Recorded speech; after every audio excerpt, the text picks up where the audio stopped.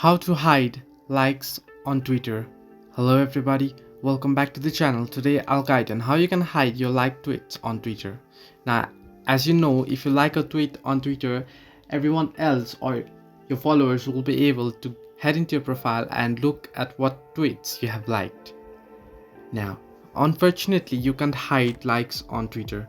If you have a public Twitter account, anyone will be able to view at the liked tweets of yours, or if your account is private, your followers will be able to view your liked tweets.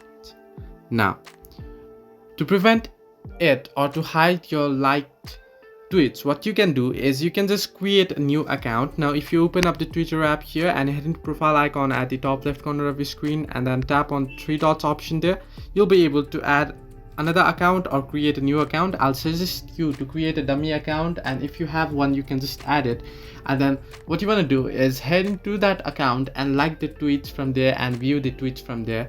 And this way, if you don't like any videos from main account, no one will be able to view at your like tweets as well.